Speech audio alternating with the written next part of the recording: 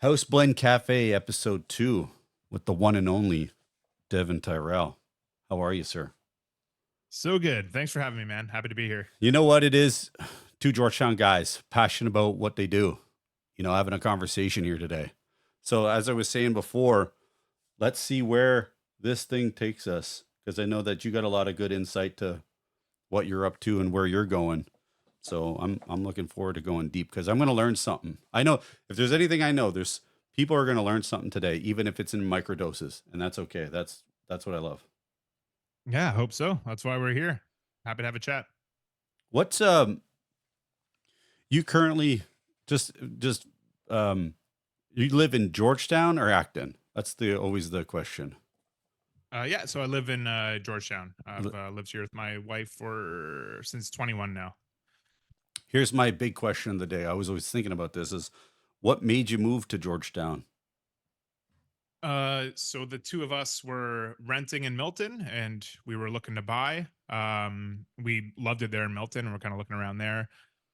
Just realized we got a little bit more house for our buck up here in Georgetown, and also there's a little bit of a kind of a quieter community up here, which was attractive to us. And yeah, so we ended up here, and no regrets. We haven't looked back. Was it a price? Was it a price difference? Would you say from Milton to come to Georgetown, or was it the same? Like, what was the factor for you? Well, maybe it was community. Maybe it wasn't even price. Maybe it was just community. Yeah, well, community was a huge part of it. But yeah, no, the real estate was definitely a little more pricey in Milton at the time. So I mean, yeah, it was a no brainer to come here. Well, man, it's great. So it's been a couple of years for you. So you're now you now settled in. I understand. You're when you're not doing the financing things, you got another side. Actually, your full time work, right? What do you do? Yeah, so I work full time in the fire service with the city of Hamilton. Yeah, that keeps you busy. So you 4 days on, 4 days off, something like that. We do 24-hour shifts. So I'm at the Mm. hall for a full 24 hours and then usually a couple of days off in between. And then, yeah, it's back at it. There's a lot of guys. So there's a lot of my friends are firefighters as well. So I know that life. But what Mhm. made you between you've been doing this for a while? What made you get into now doing the finance part of it? Like, what's give me the little bit of the backstory? What made you just be super passionate about this next chapter of your life? Yeah, sure. Well, I'll start with the whole reason I got into the fire service was I just thought it'd be a great, rewarding career where I get to be able to help people out and actually kind of make a difference for a living. Yeah. And I found the shift work and the schedule kind of afforded me the luxury to find another avenue where on my off days I think I can help people out with uh, something else a lot of people need today. I'll turn it around and ask you a question, Darren. So, Sure. do you think most Canadians are having a pretty easy time financially these days, or the last 5, 10 years or so? Are we having a harder time retiring and kind of making ends meet? Harder time. Listen, there's a lot of people that are really pissed off. Let's put it this way, right? Yeah, Canada's not going in the direction that they wanted it to go. So which kind of almost goes, well, what's next for us? How do we survive in this environment? So it sounds like you've been trying to answer this question. I'm trying myself. Absolutely. Yeah. So, when it comes to really you go from helping the public, right? And then going into financing, how do you feel like what do you think that we're missing as Canadians or something that we should be paying attention to? Uh, well, look, I mean, it's tough. We all spent X amount of years in school. We go to high school, and they teach us about isosceles triangles and how to dissect a frog or whatever. And then they say, study hard so you can go to do more school, so you can get the good job and make good money and take care of yourself. At no point in high school or whatever, in any schooling that I received anyway, do they tell you what you should be doing with that money you receive as you get it. Um, I think a lot of Canadians just, and through no fault of their own, just lack of financial education. And I mean, you can go on the internet to kind of look at what you should do, but I mean, there's such a massive load of information. Like, what do you even pay attention to? Are we going to go the crypto route, or like, how are we investing? What investment strategies are we going to do? Like, there's so much information that I think most people are overwhelmed. It's really hard to Google.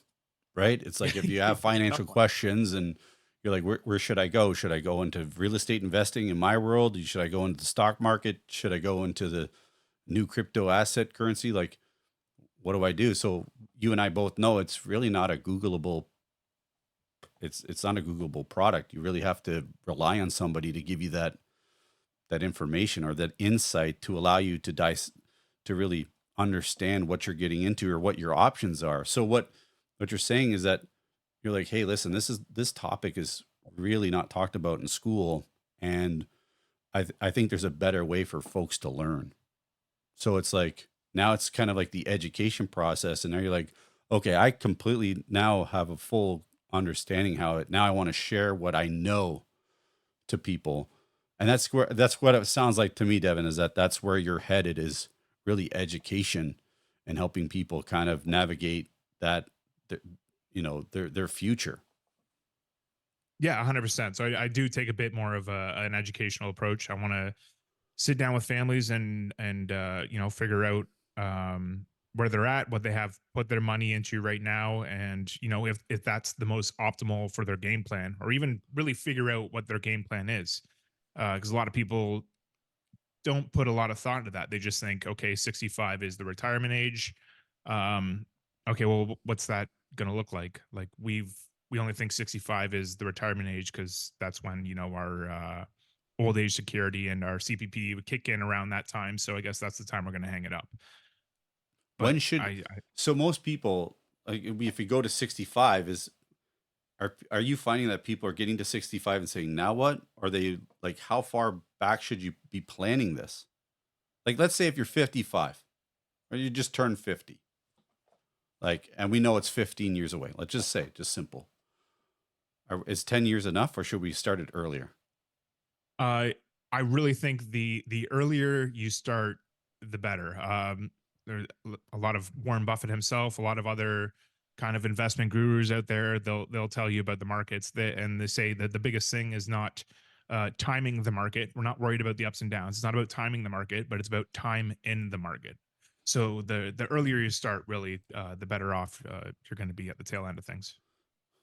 So obviously time is the compounding of time. So it almost sounds like it's more about why should a person start. And everybody says, yeah, I should have started before. I should have done all of this planning before, but I really just didn't know what to do. I didn't know what the smallest step was to take.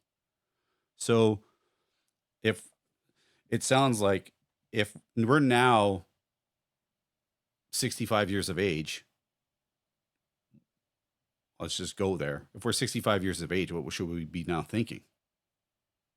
Like, If we're are we planning? Are we starting to plan? Like, what are we looking at if we're 65? Obviously, we know that we can't get any younger, but we're 65 now. I got to figure out right, how I'm going to survive the next 35 years because I'm not dying till I'm yeah. Yeah, well, I mean, the unfortunate reality is like the longer you wait, if you're hitting that point and you haven't really thought about what your overall game plan is going to be, uh, naturally, just the less options we're going to have. Like it's going to be a little trickier at that point. Like you do need an income. You're going to get your CPP and OAS and what have you, but um, really what we want to do again, as I mentioned, time in the market, like the earlier we can start the better. Like 65 is a rough time to start thinking about what we're going to do in retirement. so when you start talking to people, right? The client base that you're working with right now, what's the average age for you? 26, 7, or is it more like 35, closer to It's 40? currently, yeah, currently my client base is a little younger, late 20s into 30s. Um, Okay. but I'm open into helping anybody and either try to get them a better rate of return or make more sense of whatever plan they have going on, no matter what age you're at. Perfect. So okay, so I'm a 24-year-old. I'm 24 years old. I got a bunch of debt in university. Now I'm like, my family's telling me I got to start saving. I know I've been watching podcasts going on there. I'm now the 24-year-old that's asking the question like, "Hey Devin, what the hell do I do? Like where do I go? Like walk me through just like give me the I don't know, like give me the process." Like I'm 24. There's got to be somebody that's 24, 29 looking at this and saying, "I want to hear what Devin has to say to start me on this path. Like what can I do?" Yeah, great question. So, uh, basically, my approach is a lot of just kind of skipping the middleman. So we might open up a registered account at the bank, a TFSA or an RSP, what have you, at the bank. I don't know about you, but when I don't know, the way I decided that I was going to put money away, my first job was at a McDonald's, and there happened to be a TD Bank in the same plaza Mm, that I had my first job at McDonald's at. So that's where I went to put my money. And I don't know if I just figured they had it sitting in a shoebox in the back somewhere that said this is Devon Savings or what. I didn't know exactly what they were doing with it. yeah. Well, what the bank is doing is investing your money and making money on your money in the global market. Mm, So what I do is I skip the middleman. I broker for two of the bigger fund companies in Canada, AGF and Mackenzie. And basically, I'll take your money and we'll invest in the global market. We'll get you a better rate of return, typically than what you're going to see at a a high interest savings account or what have you at the bank. Yeah, because I don't think they properly utilize all the benefits that you're going to get with the registered accounts that the government offers you through a TFSA or an RSP or what have you. So if you're like, okay, Devin, I got like $100 extra a month. Is that where it should start? Yeah. So there's one approach to investing. What I would say is dollar cost averaging. So if you can contribute every other week or once a month, so you're going to catch the ups and downs of the market. So even if the market is dropping, you're going to be purchasing at the low end and accumulating more units. Mm. And if history has taught us anything, the market after it's gone down tends to go back up. So once we've purchased these units, they're going to be worth more money in the long run. This is how we develop compound interest. So over a long-term investment, we're going to see a good return at the tail end, if that makes sense. So should I? Okay, so I'm 29, building a family, right? And I'm really trying to get in the market. I've saved enough money where I could potentially buy a condo. Like, should I be buying a house first? Should I be investing some of it? Like, where Yeah. this is So, not financial advice, but I'm just saying, like, if somebody's yeah, sitting on some capital, right? They're like, okay, maybe I should put it into the market, or should I buy the real estate, get my family sorted? Like, where should I go here? that's it. So, and that's the thing, that not financial advice at all, but everything is going to be very unique to the person. It really is what is most important to you. If I mean, if a Mm, client, their number one goal, what they really want to do is purchase a house. And then we're entering into kind of your world a little bit. One of your future clients, what I would recommend is we're going to open up. It's a newer account that Canada's offered is the FHSA. So that's the First Home Savings Account, mm. which is a fantastic tool for that. Um, but as I say, like everything is completely unique to the individual, what their overall goals are, what position they're in to begin with. Because if they happen to have some consumer debt, credit card debt, things like that, I would say Yeah. maybe we should probably tackle that first. But yeah, Try to limit the spending, maybe. So it's yeah, it's it's almost like if absolutely. you're single guy or girl and you're living your life, maybe you're traveling, maybe you're putting some money to the side to buy the house, but then you're also like, hey, I don't have a family. I'm starting to make some good bank. Maybe I should start to invest more and look at more returns that I'm going to get into the future. This is where potentially you could help them, right? Sure. That's the goal. What's the Yeah, absolutely. biggest difference between taking your money? Like, this seems so basic, but what's the difference between taking your money and giving it to the bank versus giving it to someone like you? Like, Yeah. So, break that down for simple. sure thing. The banks do offer a lot of the products that I offer as far as investment products. Mm, The thing is, they offer it to what they would consider preferred clients. Sometimes you have to come in with starting with 100,000 or a yeah, quarter of $1 million before right. you can even access these. Um, Basically, again, I'm just trying, and again, they're going to take your money, invest in the market, make money off your money, and give you what they consider high interest after that. What I'm doing is, as I said, I broker for two of the bigger fund companies in Canada. I'm trying to get the access to these funds and bring it to Main Street families because the people who are, you know, um, running these funds and these portfolios, Mm. like I don't want people to think that Dev the firefighter is sitting at the hall picking out stocks for you. That's That's I not don't what have we're my ear hearing. that close to the ground. No. That's not. No. So the people who run these funds and run these portfolios, they have teams of people who are flying all over the world, shaking the hands of the CEOs of the companies they're investing in. They Yeah. have a full-time job of just keeping their ear to the ground and watching the markets. They don't have time to sit down in front of the Main Street families and try to get them access to this. And that's where I step in and try to help people out. So it's like it's more like the banks are just saying, here's some products, we'll take your money, we'll invest it, here's the return. Where with you, it's, we're gonna almost put certain products in place that make sense for what your current financial goals are, right? Like what your future looks like. That's kind of what you're doing. Is that correct? Yeah, I mean Right. that's the goal. Just trying to explain a little bit about the importance of diversification, exactly setting up a Right. proper portfolio for the right person. Yes. I heard, listen, I have a lot of people say, I got money in the TD bank, I got money in RBC, I have money here, but I got nobody that I'm talking to. I got to get on the phone. I got to go book an appointment. I got to talk to a manager to even get my money out is a whole pain in the ass, but that's a whole other conversation, right? To try to Sure move it thing. out. Yeah. Yeah. What's one, let's talk about like, what's a product, what's something that you're seeing that you think about this every day, right? This is your world. Like, what do you see that's coming down the pipeline that people really should start thinking about? And what age is that in? Yeah, so I've been putting a lot of focus into what's called the Registered Disability Savings Plan. So much like the RRSP, this is meant to be a retirement account. Mm, But for those who could really use it most, those with disabilities who might have a hard time with employment or uh, getting a lucrative job or whatever it is.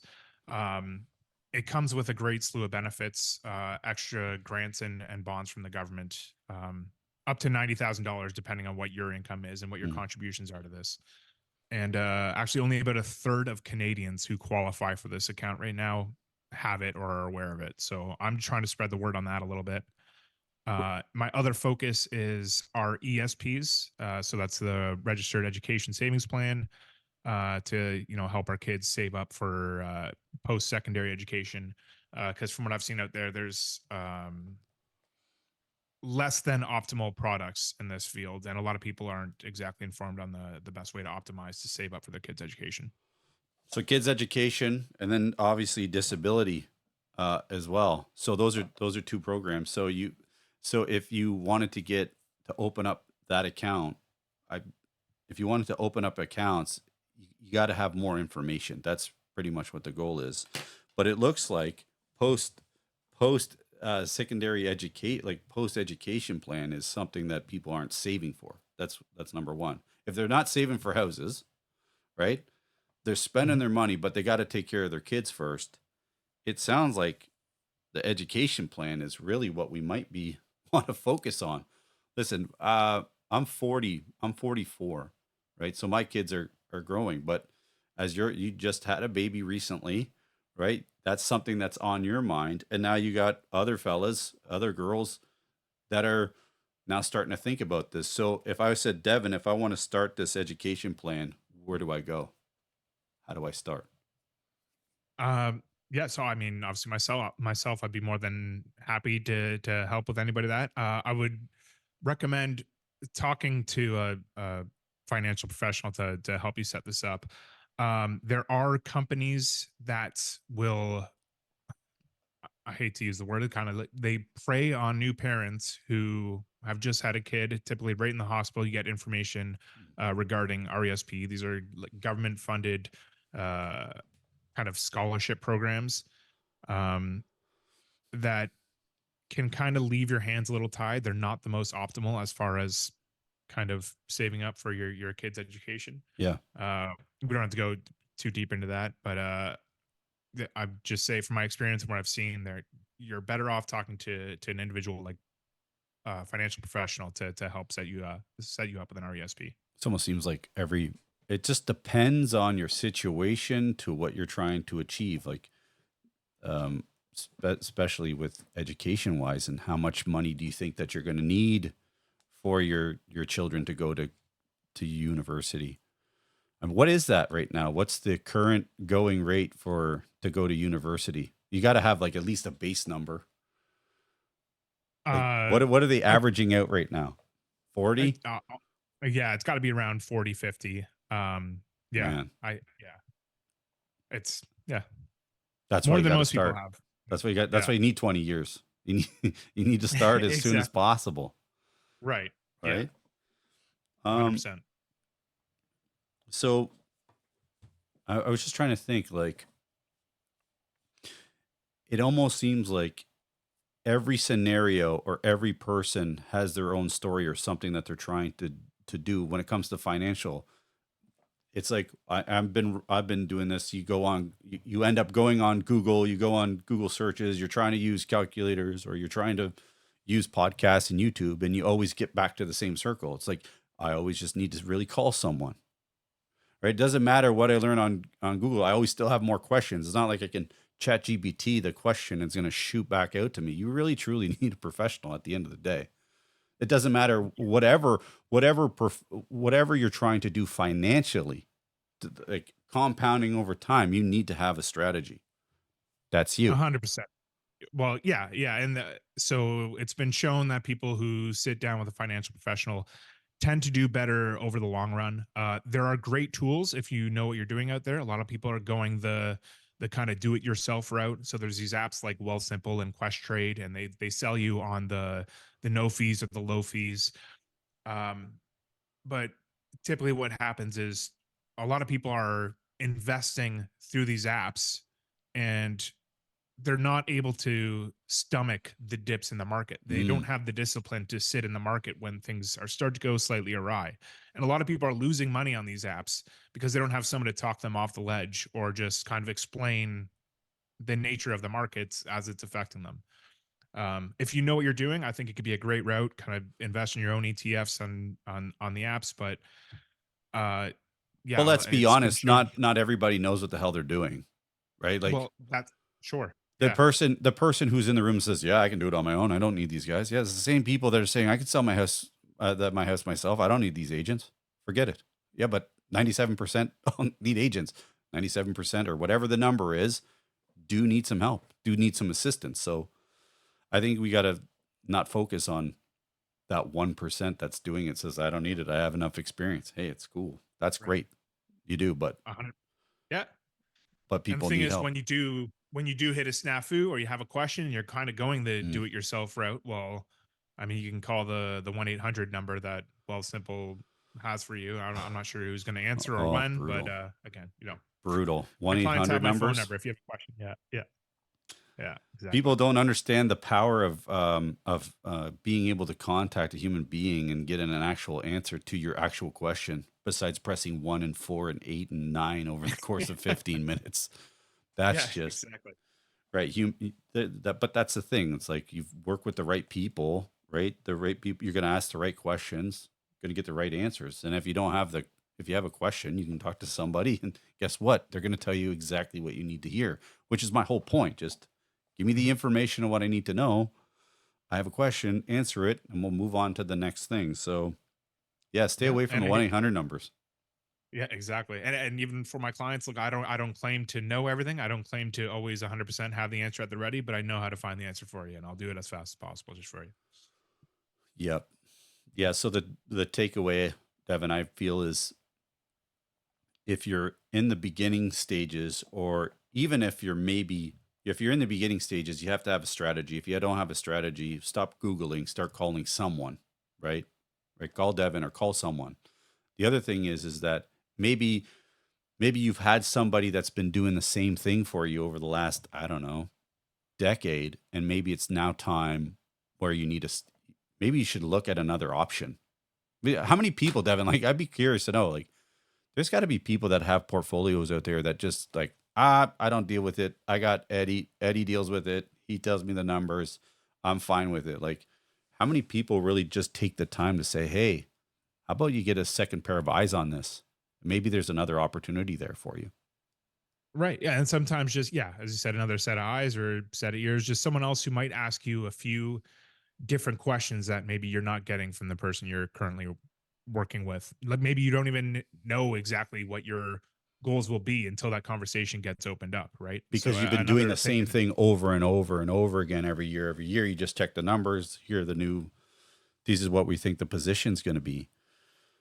It's yeah, almost like 100%. it's like once somebody is under somebody's wing, it's like, oh, they're doing great. We're not going to call anybody else. But maybe you should get a second opinion at some point. Yeah, Is there sure. like, Or in some, yeah, yeah, some people too, just, you're busy, you get caught up in your day to day, you already have whatever you have set up. So it's just another thing you have to do to set up an appointment with someone else. And I mean, there's only so many hours in the day. A lot of people get busy, and I understand that too. But yeah. but what's the reason to why somebody would want a second opinion then? Is it they feel like they're not getting the returns? Is that what it always comes down to? Like, hey, I'm just not feeling like I'm getting the 6% return I was getting before. Now it's 4.25. Now, is that the usually the reason to why? Or is the fees like what? So a lot of, yeah, it could be the rate of return. Obviously, we want to maximize that. We want to get the best bang for our buck with our investment. Mhm. Um, but I think the relationship with your advisor or whoever it is super important as well. Some people get themselves set up and then they haven't got a phone call in whatever 5 years from Yeah. the whatever it is, right? From the professional who's supposedly working with them. Like again, I think it's important to touch base and see if your goals have changed, see if anything has shifted based on where you're at and where you want to go. I was thinking about this. So when you say that, it's really comes down to the communication, right? Like you had a conversation at the beginning when you set it up, whatever years it was ago. Hey, this is what I'm trying to do. This is what I'm looking for. Person sets them up, gives them the product, says this is what you need to do. But time has prevailed, and the communication maybe dropped down to a newsletter, an email, Right. in-personal email, and every year that just like whatever happens happens. But then the communication stops, and then it's like your uncertainty happens. Well, I haven't heard, or I do hear. It's like once in a quarter. It really seems like the communication that was started from the beginning needs to maintain itself Right. because Yeah. now I Well, can't I can't ask you any questions. Listen, everybody's going to pick up their phone. What's going on with my money, right? mhm, But sure. but if you know that there's a possibility you could earn more with going somewhere else, maybe you should have that conversation. Well, Darren, I'm still getting whatever the return is. Well, that's great, but are you maximizing? So if Right. Yeah. Okay, so if I have a portfolio for like I've been sitting on for 7 years, when do you think the person, when do you think that they should start to look at a secondary opinion or like look at a different like investor? Like I don't know. Like I'm asking like a legit question. If I've Yeah. been with a firm for 8 years, when should I turn the page? Or if I should turn the page? Yeah.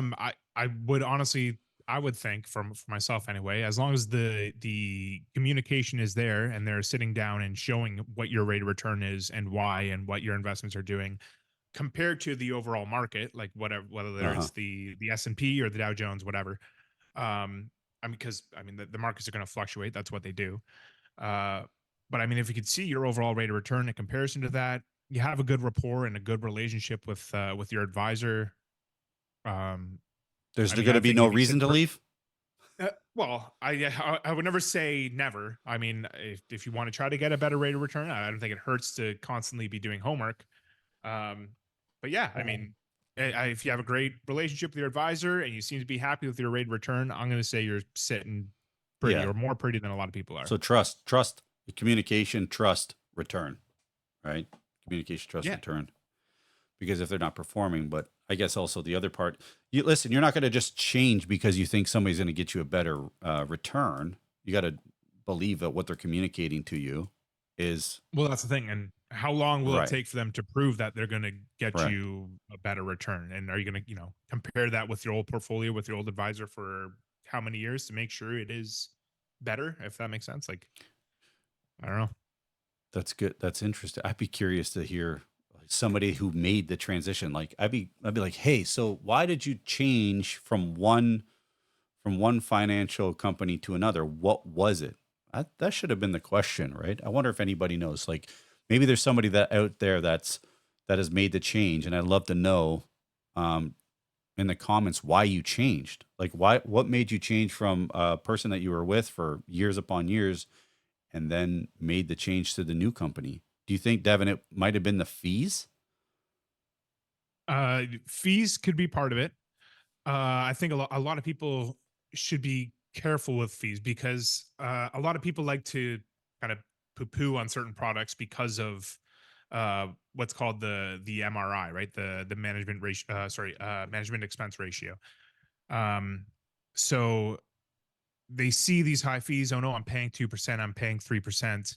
Mhm. But when you see your rate of return, that's going to be after the fee. So if your rate of return is good at the end of the day, why are you so worried about the fee that you're paying? If that makes sense. No, I get A it. lot of times you get what you pay for. I 100% get that. So it really just comes down to, again, if your nest is growing, you're still paying the fees, right? There's Mhm. not really reason to leave. Then which falls back down to relationship, back in trust again. Interesting. Yep. Yeah, 100%. So if anybody, so okay, so if people want to make the move to the next step with you, right? They're like, all right, this kind of tickled. I've been thinking, I'm on the fence. There's going to be some people that are on the fence, right? They're thinking I probably should reach out to a financial advisor. How do Sure. they get in touch with you, Devin? Yeah, so you can find me on Instagram at DevFunds I'm tagged in this video here. I'm sure you can find my handle there. Or you could reach out directly. I'm at 289 Um, yeah, no, reach out anytime. It seems like this topic, Devin, is like it really is dependent on each individual person. And it's like every product is different. Like it's just different for different families. That's what I get from this conversation. It's just not one size fits all. You have to really go deep, right? And if you want to go deep, you got to call someone. You got to like literally figure this out with someone's who has experience. Like, Absolutely. There's a lot of moving parts and it is different for everybody. If it were one size fits all, it would be a Googleable answer, which as you said before, it's not, right? Like it's specific to every individual, what their goals are and where they're currently sitting at. I think I like it, Devin. I think there's more to this conversation later, and it'd be interesting to see how our entire Canadian ecosystem really makes changes in the next 12 months. It's going to affect some people won't affect, but there's going to be new products, new accounts, new ways to save. I'll be curious to see how all this stuff comes out. So it'll be good to, while you're kind of going through the trenches and seeing stuff come out, I'd love to see some of that stuff that we're not aware about. You'd be like, oh, this has been around for three months. I'd be like, never even heard of it before, because we're Right. just not in that. So, always take the time and share that insight because it'll be shareable and we'll share it to our community. Right. Yeah. Well, hey, a couple years back, I think the government did a great thing with the FHSA. I think it's a great tool for people to start saving for their first home. Yeah. I mean, I reserve some of my opinions. I don't always agree with what the government does, but hopefully they can bring some more tools to kind of help us dig out of the trenches a little bit moving forward. Opinions are good, Devin. Don't shy away from them. We need real people. All right. We need real people, man. So, Yeah. Devin, I really appreciate you just taking the time and spending some time with me and just kind of going through the intricacies of what it's like to be a financial guru. Like truly, like everybody has to start somewhere. You have to have a plan. You got to contact the right people. You got to contact Devin if you're really on a path to really grow your nest egg, right?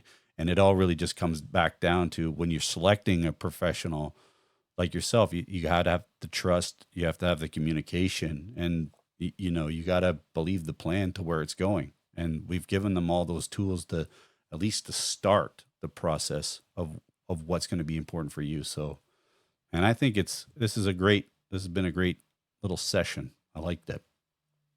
Yeah. No, I had a great time. This was awesome. Thank you so much for having me, Darren. Well, we'll wrap it up. What we should do is that maybe in the comments we'll put a link to uh, some of those accounts, or we can get more information to what we talked about. We'll put it in the comments for everybody to copy and paste. I think that'd be great. Yeah, sure thing. Absolutely. Beautiful, man. Thanks again. All right. Yeah. Thank you. I had a great time, man. Thank you very much. You got it.